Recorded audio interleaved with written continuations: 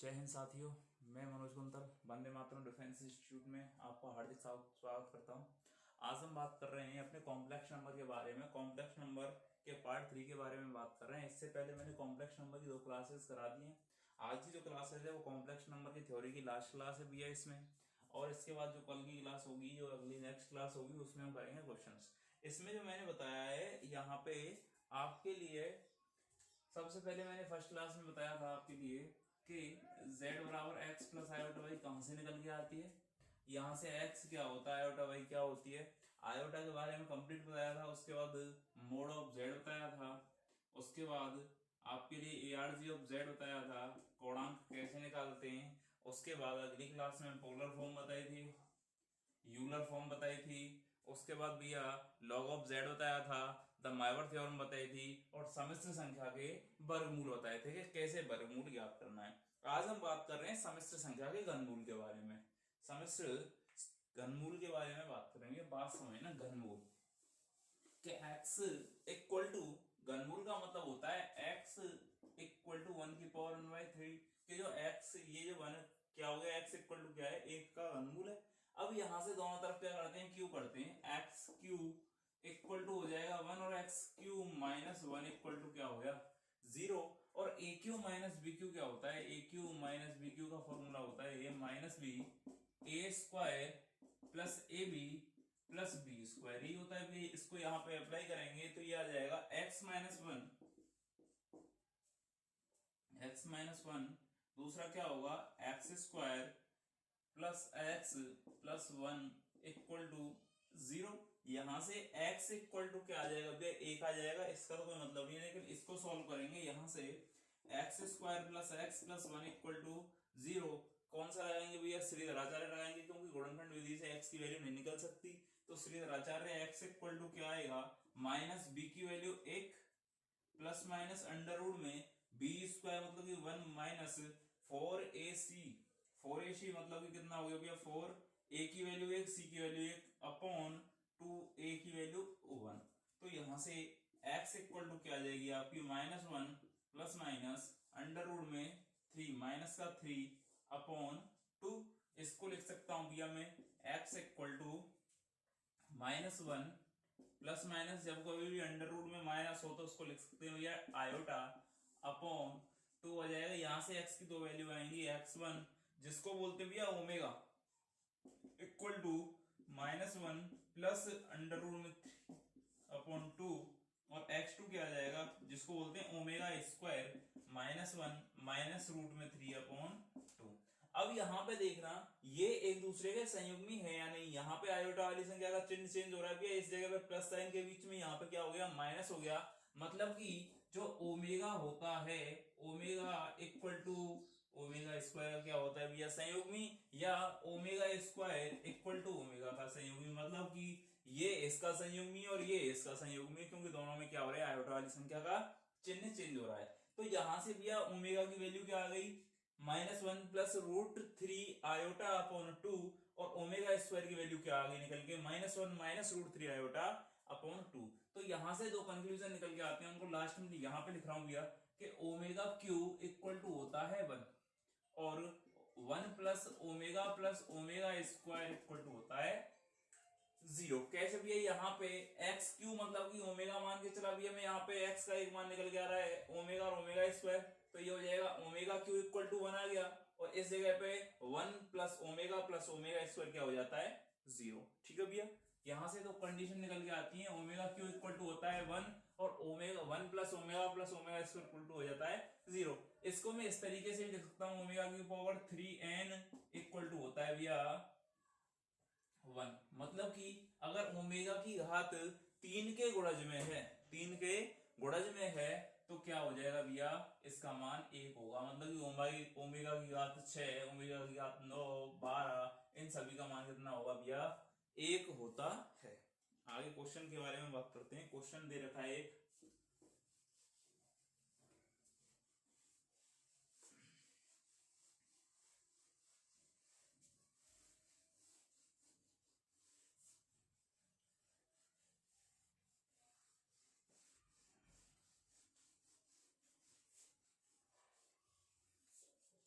Question है भैया, आपके लिए क्वेश्चन है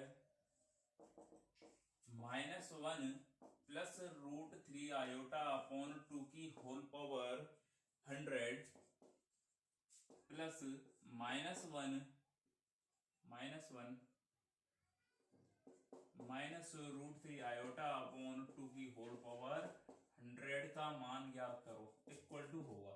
अब ये क्या करना है इस जगह पे कि इस जगह पे क्या रख सकता हूं भैया ओमेगा, क्योंकि ओमेगा की वैल्यू क्या होती है -1 प्लस √3 आयोटा अपॉन 2, तो यहाँ पे आ जाएगा ओमेगा की पावर 100 प्लस इस जगह पे ओमेगा स्क्वायर रख देंगे, ओमेगा स्क्वायर की पावर 100, ये कितना हो जाएगा ओमेगा की पावर 100 प्लस ये हो जाएगी ओमेगा की पावर 200। ठीक है भैया, अब यहाँ पे बात समझना कि ओमेगा 99 तक, मतलब इसको लिख सकता हूँ ओमेगा 99 इंटू ओमेगा कितना आ जाएगा भैया 1, और 99 तक तो इसका मान हो जाएगा 1, क्योंकि आधार समान है, घात जुड़ जाएंगी, 100 आना है, इसका मान तो हो जाएगा 1, और ये बचेगा ओमेगा प्लस इसको क्या लिख सकता हूँ 198 तक भी ये मान कितना हो रहा है इसका 1, और इसको लिख सकता हूँ ओमेगा स्क्वायर, तो ये मान 1 और ये भी 1 हो जाएगा, तो बचेगा ओमेगा प्लस ओमेगा स्क्वायर। 1 क्यों हुआ भैया, ये क्योंकि 3 के गुणज में दे रखे हैं, 99 भी 3 के गुणज में और 198 भी कितने के में भैया 3 के गुणज में है, इस वजह से बचेगा 1, वो ओमेगा प्लस ओमेगा स्क्वायर, इन जगह पे क्या आ जाएगा 1 आ जाएगा। यहां से इसकी वैल्यू क्या होगी 1 plus omega square equal to होता है 0, तो omega plus omega square equal to -1 हो जाएगा, तो यहां से वैल्यू क्या आ जाएगी -1, आंसर निकल के आ जाएगा, कितना आ जाएगा आंसर -1। आगे देखते हैं भैया,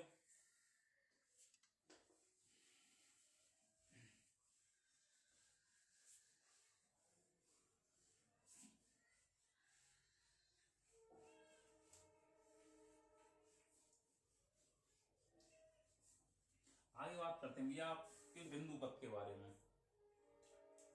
बिंदु पथ देखो भैया दो कॉन्सेप्ट होते हैं बिंदु पथ में, ध्यान से देखना है भैया। बिंदु पथ में कॉन्सेप्ट कई होते हैं, और यहाँ पे दो कॉन्सेप्ट बताऊंगा। एक तो होता है भैया जो तुम 11th में करते हुए आए हो, जो बड़ा होता है, और एक होता है भैया शॉर्ट ट्रिक होती है जो डायरेक्ट देखते ही आंसर आ जाता है। जैसे मैं बात करता हूँ जब बिंदु पथ निकालना होता है, तो उसके लिए बात समझना सबसे पहले ये कि अगर x की घात 1 है y की घात 1 है, किसी भी समीकरण में x की घात 1 है y की घात 1 है, तो वो हमेशा होती है सरल रेखा। क्या होती है सरल रेखा। कैसे सरल रेखा का समीकरण क्या होता है ax plus by plus c equal to 0, तो x की घात भी 1 है और y की घात भी 1 है। जब कभी भी किसी समीकरण में x की घात 1 और y की घात 1 हो तो क्या होगी सरल रेखा। सेकंड बात करते हैं, यदि x की घात 1 है y की घात 2 है, y की घात 1 है x की घात 2 है, मतलब कि 1 की घात तो 2 और 1 की घात 1 हो, तो क्या होता है उस जगह पे परवलय है। किस तरीके से भैया परवलय का समीकरण होता है y स्क्वायर बराबर 4ax और या x स्क्वायर बराबर 4ay, ये दोनों होते हैं, मतलब कि x की घात 1 है y की घात 2 है, या y की घात 2 है x की घात 1 है। मतलब कि जब कभी भी x की घात किसी समीकरण में 1 हो और y की घात 2 हो, मतलब कि एक चर की घात क्या हो भैया 1 हो और दूसरे की क्या हो 2 हो, तब क्या होगा वो परवलय होगा। इसके बाद आगे बात करते हैं थर्ड नंबर पे, A X square plus B Y square हो। इस जगह पे दो कंडीशन आती है भैया कि अगर a बराबर b है, बीच में प्लस का चिन्ह है, x और y की दोनों की घात बराबर है, मतलब एक्स स्क्वायर भी और वाई स्क्वायर है, कि A X square plus B Y square और ए और बी का मान बराबर हो, ए और बी का मान बराबर हो, तब तो ये होगा भैया वृत्त, और जब a not equal to b हो तब होगा भैया ये दीर्घवृत्त। क्या होगा दीर्घवृत्त। इसके बाद अगली कहानी है फोर्थ नंबर पे, अगर है A X square minus B Y square. Exam में आता है भैया सबसे ज्यादा, यहाँ से एक बार क्वेश्चन आता है, एक क्वेश्चन 100% आता है इस जगह से कि दिया गया समीकरण किसको प्रदर्शित करता है, दिया गया समीकरण किसको प्रदर्शित करता है। एक समीकरण देके रखेगा, तुम्हें क्या करना है उस जगह पे अगर x की घात 1 है y की घात 1 है तो सरल रेखा ऑप्शन में आंसर होगा, अगर x की घात 1 है y की घात 2 है परवलय है, A X square plus B Y square, अगर a और b का मान बराबर है वृत्त हो जाएगा, और a और b का मान बराबर नहीं है तो दीर्घवृत्त हो जाएगा। अगर a x square minus B Y square है, और इस जगह पे वही दो कंडीशन होंगी, एक तो a बराबर b होगा और एक होगा a not equal to b। जब a not equal to b होगा तब तो होता है भैया ये अति परवलय। क्या होता है अति परवलय, और जब भैया ए बराबर बी होता है तो इसको बोलते हैं समकोणिक अतिपरवलय, समकोणिक अतिपरवलय। इन सभी के बारे में हम बात करेंगे भैया, 2D के टॉपिक हैं और जस्ट फर्स्ट पार्ट जैसे ही हमारा कंप्लीट हो जाएगा उसके बाद 2D के बारे में बात करेंगे। तो क्या होता है जब x की घात 1 y की घात 1 सरल रेखा x की घात 1 y की घात 2 परवलय है ax square plus by square अगर a बराबर b है, वृत्त a not equal to b है दीर्घवृत्त, और ax square minus by square अगर a बराबर b है समकोणिक अतिपरवलय, अगर a not equal to b है तो क्या आ जाएगा भैया अतिपरवलय। इसके बाद आगे बात करते हैं किस तरीके से क्वेश्चन आते हैं।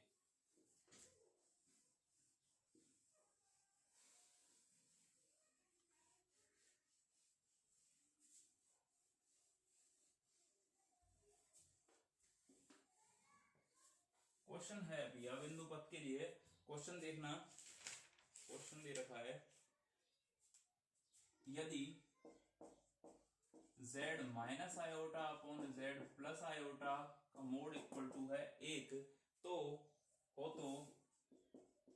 z का बिंदु पथ होगा, बिंदु पथ होगा। पहले तो भैया बात करते हैं नॉर्मल वे में, जो हमारे लिए 11th में पढ़ाया हमने सॉल्यूशन किस तरीके से करते हैं। तो यहाँ पे क्या करना है कि z की जगह पे क्या लिख सकता हूं मैं x प्लस आयोटा बाई, तो इस जगह पर रखेंगे भैया कि z की जगह पर रखें x plus iota by, x plus iota by minus iota upon x plus iota by plus iota equal to 1 हो जाएगा।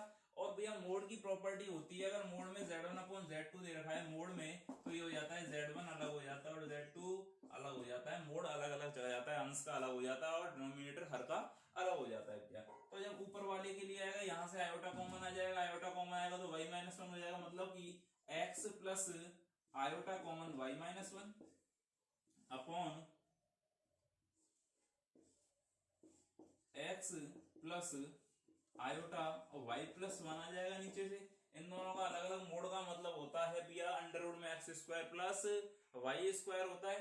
तो इसको इधर ले जाएंगे तो ये बन जाएगा, इधर लिख रहा हूं भैया, इसको साफ कर रहा हूं यहाँ से। यहाँ पे जब ये एक के साथ जाएगा तो ये तो रह जाएगा mod x iota y minus 1 mod, और ये आ जाएगा भैया mod x plus iota y plus 1, ठीक है भैया ये आ जाएगा। अब इसका मोड निकालेंगे तो अंडर रूट में आएगा, ये आएगा अंडर रूट में x square plus y minus 1 का स्क्वायर इक्वल टू इधर आ जाएगा x square plus y plus 1 का स्क्वायर, ये होता है भैया अंडर रूट में। तो मोड इक्वल टू क्या होता है अंडर रूट में, mod of z equal to होता है, ये पूरी एक कॉम्प्लेक्स नंबर है, ये वास्तविक भाग ये काल्पनिक भाग, ये वास्तविक भाग ये काल्पनिक भाग, तो अंडर रूट में x square plus y square वही किया भैया, दोनों तरफ वर्क करेंगे रूट गायब हो जाएगा। अब यहाँ पे क्या होगा एक्स स्क्वायर वाई माइनस 1 को खोलेंगे, ये हो जाएगा y square minus 2y plus 1 equal to ये क्या हो जाएगा x square plus y square, क्या हुआ भैया ये हो जाएगा 2y प्लस 1। तो यहाँ पे क्या है एक्स स्क्वायर से एक्स स्क्वायर कैंसिल आउट हो जाएगा, वाई स्क्वायर से वाई स्क्वायर कैंसिल आउट हो जाएगा, ठीक है भैया। और क्या बचेगा भैया आपके पास y बचेगा, बस ओनली क्या बचेगा भैया इस जगह पे 1 से 1 कट जाएगा तो ये इधर आ जाएगा, मतलब कि 4y इक्वल टू 0। और जब y की घात 1 हो इसको मैं लिख सकता हूँ y इक्वल टू 0, 4 इधर चला जाएगा, मतलब कि जब y इक्वल टू 0 है तो रेखा कहाँ स्थित होगी भैया x अक्ष पे स्थित होगी, मतलब कि एक सरल रेखा होगी। जब y इक्वल टू 0 है तो x होगा भैया, सरल रेखा कहाँ होगी x पे होगी भैया। आगे बात समझ में कि नहीं है, इस तरीके से भैया मतलब कि ये हो जाएगा y इक्वल टू 0, क्या हो जाएगी सरल रेखा, क्या हो जाएगी भैया सरल रेखा। अब भैया बात करते हैं, ये तो था लेंदी कि इस तरीके से सॉल्व कर सकते हैं, तो ये तरीका है। दूसरा तरीका मैं भैया जो बता रहा हूं उसको समझना ध्यान से, ये तो था भैया आपका टाइम खराब करने का तरीका।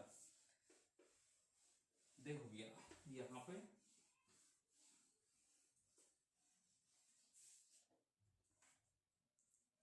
देखना भैया ध्यान से, पहला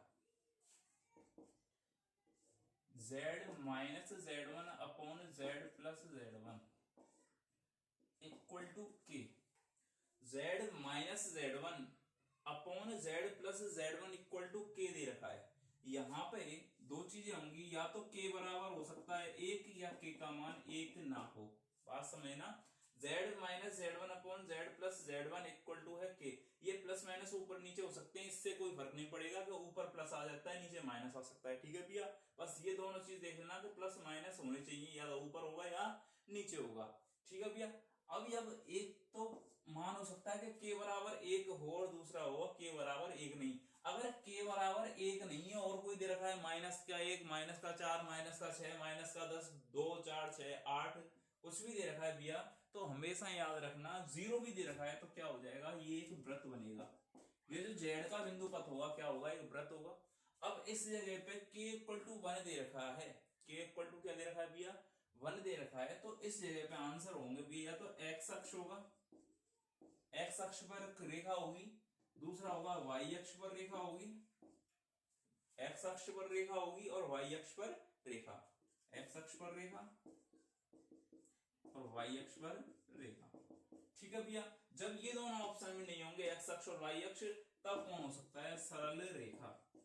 खाली सरल रेखा बोल सकता है, लेकिन आज तक ऐसा नहीं हुआ कि सरल रेखा पूछे वो कहता है कि x अक्ष होगा या y अक्ष होगा।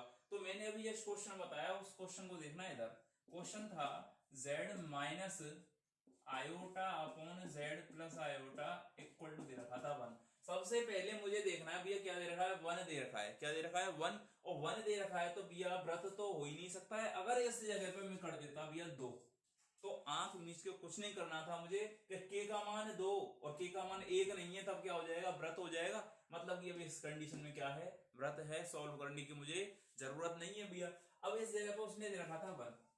अब भैया ये कंसीडर कैसे करें कि x अक्ष कब होगा और y अक्ष कब होगा। इतना तो पता है सरल रेखा होगी, अगर ऑप्शन में सरल रेखा होगा तो टिक कर दूंगा। अगर सरल रेखा नहीं है और ऑप्शन दे रखे हैं उसने x अक्ष और y अक्ष, क्या होगा भैया, तब देखना है इसका मान देखना है, ये वाला, ये जो z1 है, यहाँ पे तुलना करेंगे z माइनस z1, मतलब कि z1 ये वाली कहानी है पीछे वाली। यदि इधर लिख रहा हूं भैया यहीं पे साइड में, यदि z1 क्या हो, काल्पनिक संख्या हो, क्या हो, z1 काल्पनिक संख्या हो, जब z1 काल्पनिक संख्या होगी, इधर लिख रहा हूं z1 इक्वल टू काल्पनिक संख्या होगी, तब तो होगा भैया x अक्ष। जब z1 क्या होगी, काल्पनिक संख्या होगी, तब होगा x अक्ष। ठीक है भैया, और जब z1 वास्तविक संख्या होगी, वास्तविक संख्या होगी, तो क्या होगा भैया, y अक्ष। और यही बताया था मैंने अभी जो मैंने अभी बताया था कि यहाँ पे कैसा है, z1 आयोटा है, और आयोटा की वजह से कैसी होगी भैया, एक काल्पनिक संख्या हो गई, और जब काल्पनिक संख्या होगी तो क्या होगा, x अक्ष होगा। और वही आ रहा था y बराबर क्या निकल के आता था 0, और जब y बराबर 0 हो तो कौन सा होगा, x अक्ष होगा। ओके सर, आगे बात समझ में कि जब z1 का मान काल्पनिक संख्या है x अक्ष और z1 का मान वास्तविक संख्या है, तो क्या होगा, y अक्ष। अब ये क्वेश्चन आया था एक बार एग्जाम में, उस क्वेश्चन को देखना है। देखो किस तरीके से क्वेश्चन दे रखा था, बस ये देखना है कि k का मान अगर 1 है तब तो ये कहानी होगी, अगर k का मान 1 नहीं है, सबसे पहले में k का मान देखना है, और ये फॉलो होनी चाहिए कंडीशन भी है, z minus z1 upon z plus z1 वाली कहानी। ठीक है भैया, इसके बाद क्वेश्चन देखो, क्वेश्चन आया था एग्जाम में,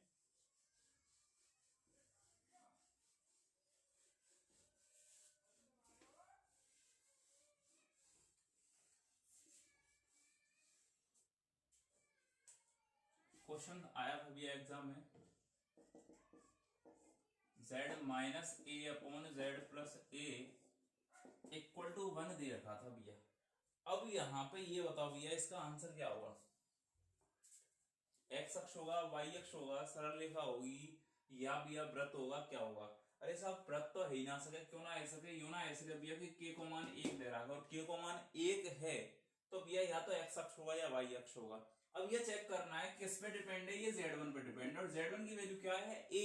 अगर आयोटा लगा होता है इसके पीछे तो होती भी है एक काल्पनिक संख्या, इस जगह पे है वास्तविक संख्या, आयोटा नहीं लगा हुआ है तो क्या है, वास्तविक संख्या। जब z1 का मान वास्तविक संख्या हो तब क्या होता है भैया, जब z1 का मान वास्तविक संख्या होता है तब होता है y अक्ष। क्या होता है भैया, y अक्ष। और y अक्ष भी कितना होगा, y बराबर a से गुजरेगी रेखा, कितने से, y बराबर a से गुजरेगी रेखा। आगे बात सुनिए भैया, कितने से, y बराबर a से। ओके सर, ठीक है सर।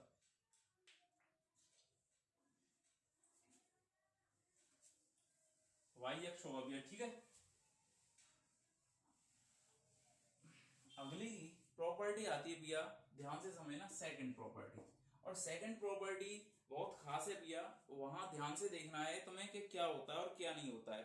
यदि z minus Z one, z minus Z one minus Z minus Z two equal to के दे रखा है, z माइनस जेड वन और z minus Z one, z minus Z one minus Z two equal to के दे रखा है। और यदि k का मान, बात ध्यान समझने में क्या बोल रहा हूं कि z minus Z one minus Z two दे रखा है, और यदि k का मान जो है वो लेस देन है z1 माइनस z2 से, तो k का मान है z1 माइनस z2 से।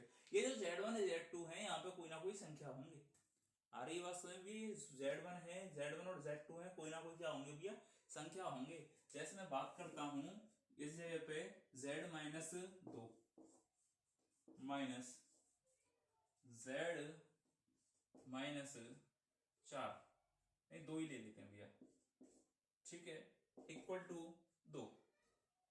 तो अब ये किसको रिप्रेजेंट करता है ये देखना है भैया, ये किसको रिप्रेजेंट करता है, मुझे k की वैल्यू निकालेंगे भैया। k का मान क्या आ रहा है, k का मान आएगा, k का मान जो होता है कितना होता है z1 minus z2, z1 minus z2, तो निकालेंगे भैया इसकी वैल्यू z1 माइनस z2 कितनी आएगी, 0 आ जाएगी। ये तो सब पॉसिबल ही नहीं है। तो याद रखना भैया, मतलब कि कोई क्वेश्चन है, आगे कराऊंगा क्वेश्चंस लेके, कि जब कभी भी z minus z1 minus z2 equal to k रेखा है और k का मान लेस देन है z माइनस z1 से, तब ये किसको रिप्रेजेंट करता है भैया, एक दीर्घवृत्त को रिप्रेजेंट करता है, दीर्घवृत्त होगा। क्या होगा भैया, एक दीर्घवृत्त होगा। अगर इस जगह पे बराबर आ जाता है, इसका जो मान है बराबर आ जाता है, ये फर्स्ट कंडीशन है इसमें। अगर सेकंड कंडीशन है, यही कंडीशन रहेगी, लेकिन k बराबर आ जाता है z1 माइनस z2 के, k बराबर आ जाता है z1 माइनस z2 के, तो क्या हो जाएगी, एक सरल रेखा हो जाएगी भैया। यहां तक आई बात समझ में, कि जब mod of z minus z1 minus mod of z minus z2 equal to k है, और k लेस देन है mod of z minus z2 z1 minus z2, तो भैया दीर्घवृत्त होगा। अगर उसके बराबर है k का मान, तो क्या होगा, एक सरल रेखा होगा। इसके बाद भैया सेकंड कंडीशन है,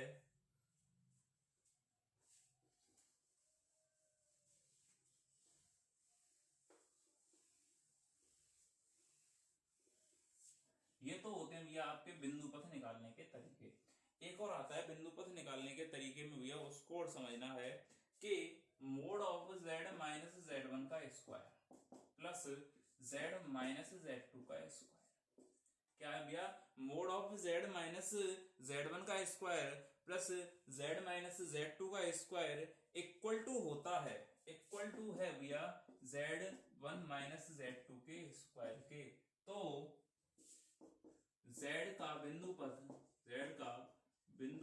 पथ वृत्त होगा, क्या होगा भैया, वृत्त होगा। z माइनस z1 का square plus z minus z2 का स्क्वायर इक्वल टू निकल के आ रहा है z1 माइनस z2 का स्क्वायर, तब क्या हो जाएगा भैया, वृत्त होगा। एक जो बिंदु पथ होगा वो क्या होगा, वृत्त होगा। आपके बुक में मिल जाएंगे भैया ऐसे क्वेश्चंस, लेकिन एग्जाम में जो सबसे ज्यादा आता है वो फर्स्ट कंडीशन आती है। और एक जो मैं बहुत इंपॉर्टेंट लिखाऊंगा भैया, लास्ट कंडीशन जो है उसको स्पेशल पॉइंट में लिखा रहा हूँ, वो एग्जाम में कई बार आ चुकी है और उसका क्वेश्चन सॉल्व करना बहुत बड़ी बात हो जाती है भैया, लेकिन तुम उसको बस 10 सेकंड में क्वेश्चन को सॉल्व कर सकते हो, बस तरीका समझ लो। उसका तरीका क्या है भैया, बस वही तरीका समझना है। देखो भैया तरीका ये है, यहां पर डाल रहे हैं भैया special point, special point. Special point में बात करता हूं भैया, सबसे पहला पॉइंट जो है आपका वो है कि ARG of z minus z1 upon z plus z1।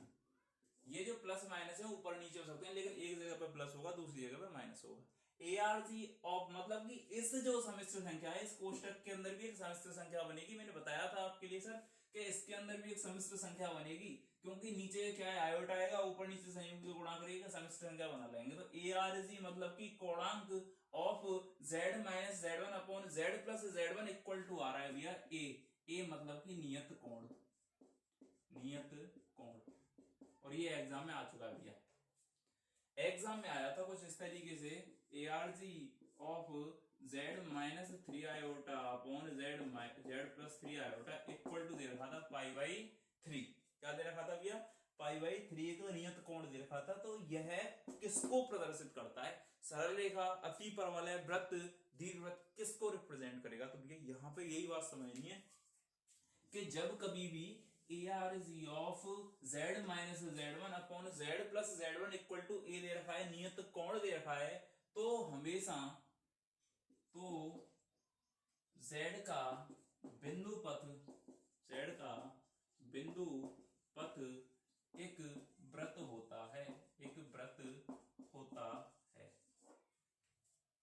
क्या हुआ भैया? एक वृत्त होगा।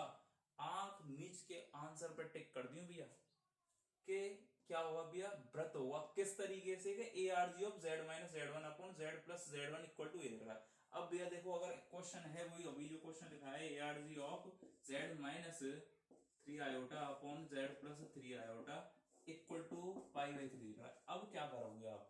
ध्यान से देखना कि इसका पहले तो यार चेंज करेंगे, या z की जगह पे x प्लस आयोटा वाई रखेंगे भैया।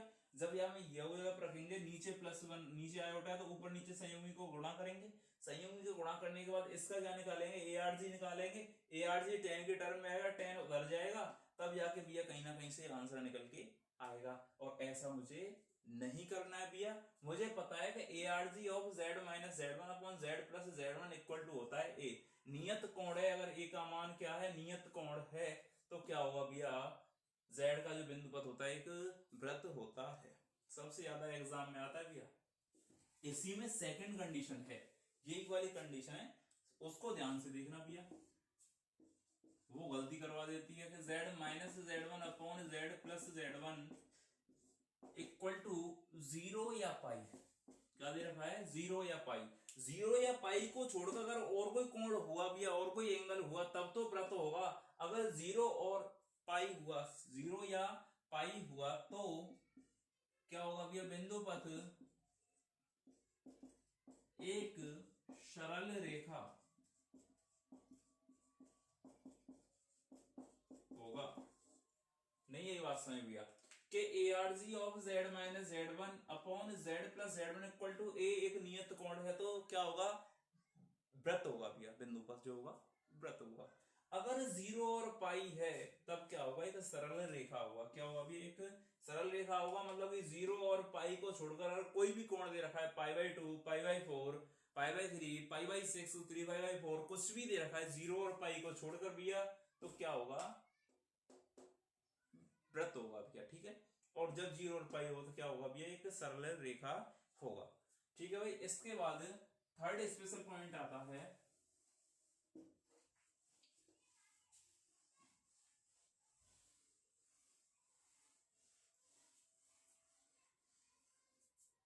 थर्ड जो स्पेशल पॉइंट है वो है भैया, इस यहां देखना ध्यान से भैया,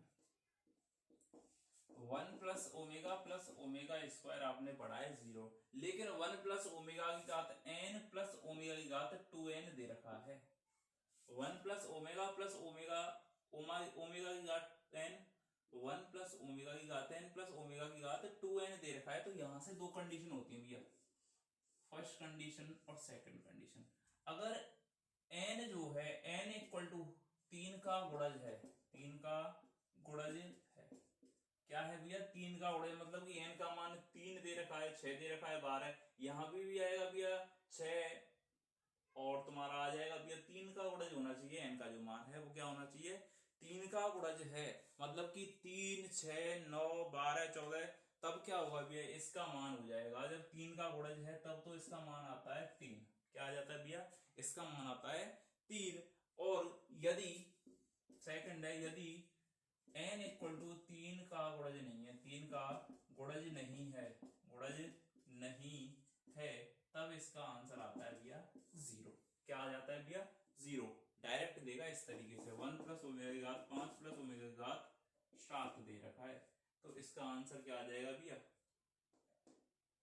0।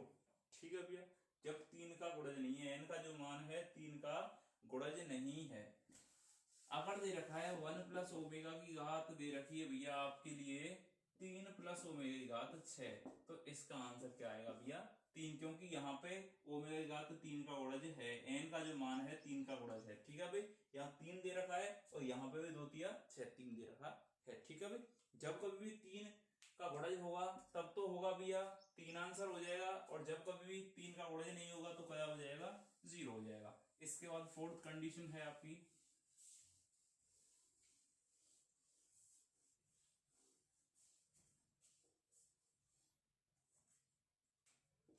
फोर्थ में भैया सबसे खतरनाक बात है जो आपने कभी नहीं पढ़ी होगी और एग्जाम में सबसे ज्यादा आती है और अभी आने लगी है भैया। ठीक है, पहली बार पढ़ रहे होंगे, जो मेरे से पहले स्टूडेंट पढ़े हैं वो भी पहली बार पढ़ रहे होंगे भैया इस चीज को, कि यदि किसी त्रिभुज के शीर्ष z आयोटा z व z प्लस आयोटा z है तो उसका क्षेत्रफल क्या होगा। यदि किसी त्रिभुज के शीर्ष जो है z iota z plus iota z, मतलब कि एक कॉम्प्लेक्स नंबर है, इसको मैंने मान लिया 1 प्लस आयोटा, कि एक शीर्ष है 1 प्लस आयोटा, दूसरा हो जाएगा आयोटा माइनस 1, और तीसरा है भैया इन दोनों को जोड़ देंगे तो ये क्या हो जाएगा भैया आपका 2 आयोटा। क्या हो जाएगा भैया 2 आयोटा।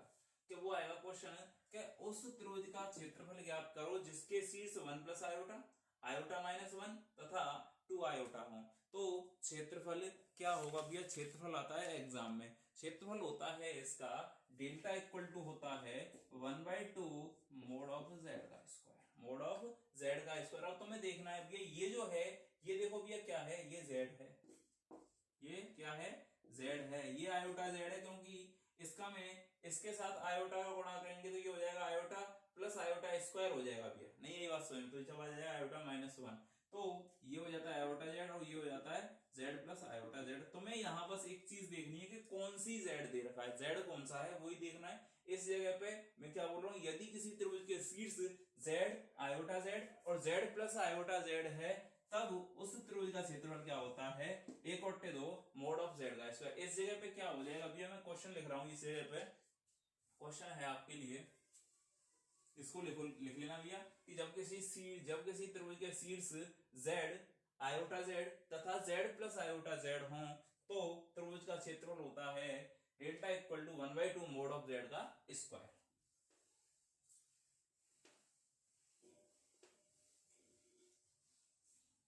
देखो भाई क्वेश्चन है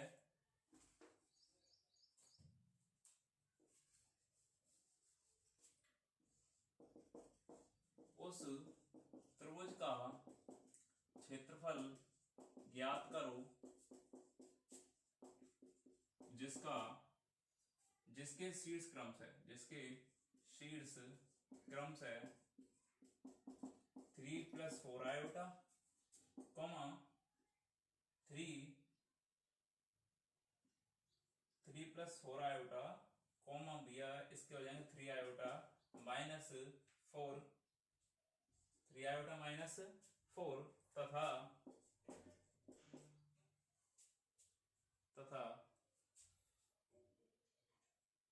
-1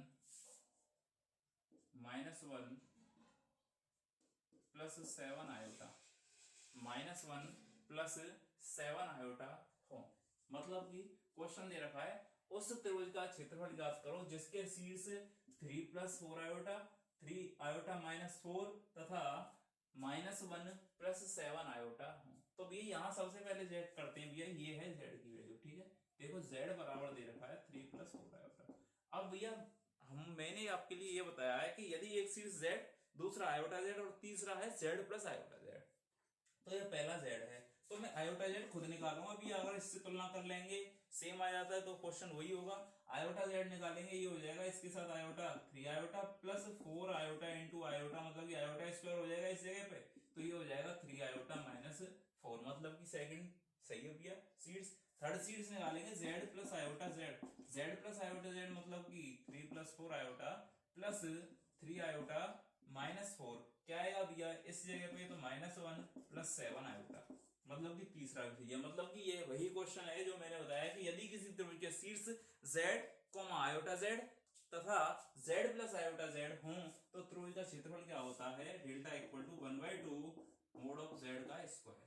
अब यहाँ पे मोड ऑफ z क्या आएगा भैया, मोड ऑफ z ये वाली संख्या है, z का मान कितना है, ये वाला है, तो अंडर रूट में कितना आ जाएगा, 3 का स्क्वायर, कितना भैया 3 का स्क्वायर प्लस क्या आएगा भैया 4 का स्क्वायर, मतलब कि ये हो जाएगा आपका 25 और =5 हो जाएगा। यहाँ वैल्यू कर देंगे भैया, रख देंगे, तो क्या आएगा डेल्टा = 1/2, इसकी जगह पे 5 रखेंगे, 5 का स्क्वायर मतलब 25/2 वर्ग इकाई